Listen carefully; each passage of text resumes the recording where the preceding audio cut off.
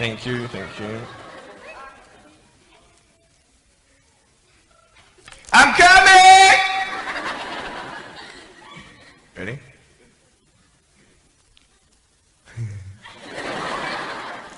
Hey, is that cool? Awesome. I want to talk about, like, when I started, going to school and stuff, a lot of people put me down, you know what I mean? Like, people tease each other. I mean, people come up and say, hey, you're fat, you're fat, you're fat, you're fat, you're fat, you're fat, you're fat, you lose some weight, and you're like, you go home and you look at yourself in the mirror and go, I'm fat, right? And so many people tease each other. Oh, you're too short, you're too tall, you look whatever. Different hair and all that. It doesn't matter.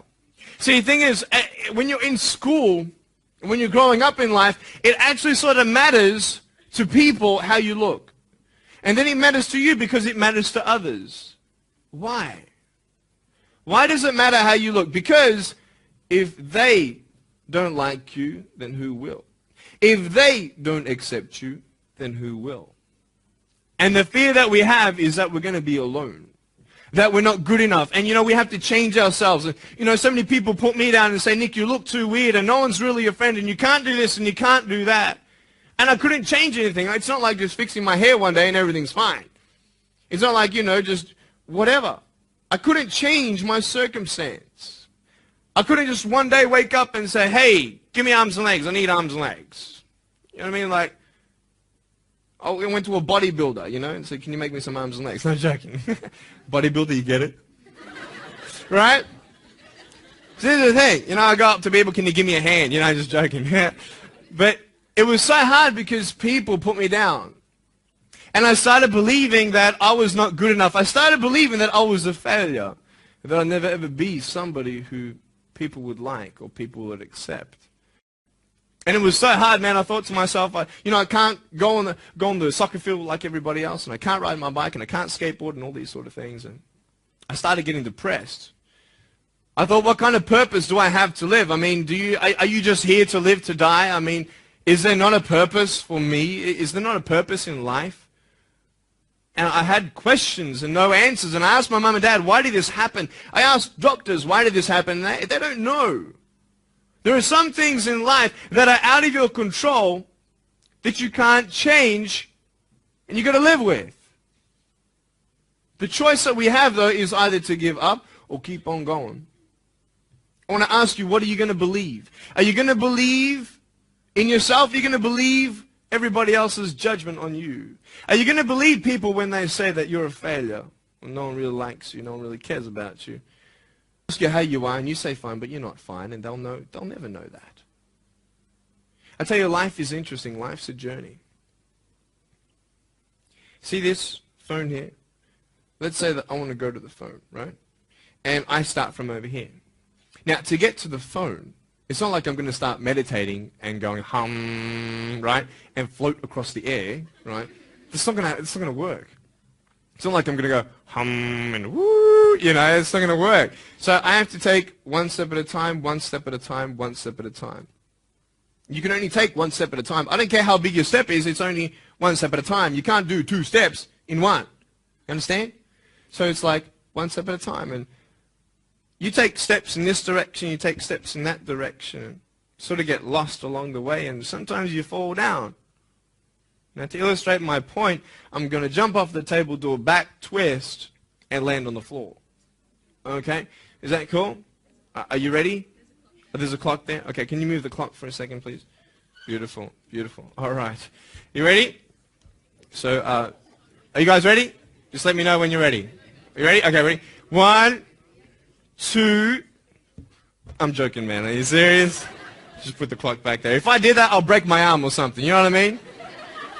Along the way, you might fall down like this. Ready? Right? Hello! Right. So what do you do when you fall down? Get back up. Everybody knows to get back up, because if I start walking, I'm not going to get anywhere.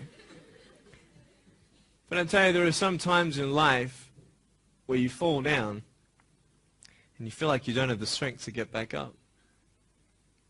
You sort of put a mask on your face when you come to school, and pretend that everything's okay when it's not, and you go home and lay in your bed when no one's looking at you, when you don't have to impress anybody, and you're yourself. And fear comes in. You know the fear that you have as soon as you walk into the doors of your house. Maybe there's a broken home. Maybe you have doubt in your life. Maybe you don't know for sure what's going to be happening in the future, and it scares you. Maybe you're worried about what people think of you, what people say about you. Just that fear paralyzes you. And I just want to ask you today, do you think you have hope? Because I tell you, I'm down here, face down, and I have no arms, no legs. It should be impossible for me to get back up. I mean, you go home and tie the legs and arms of your brothers and sisters and like push them down and see how long it's going to take them to get back up. You know what I mean? You know, you can tell them that you'll see them tomorrow. You know what I mean? But this is the thing. It should be impossible for me to get back up, but it's not. You see, I will try 100 times to get up, and if I fail 100 times, if I fail and I give up, do you think that I'm ever going to get up? No. But if I fail, I try again and again and again. For as long as I try, there's always that chance of getting up. Does that make sense?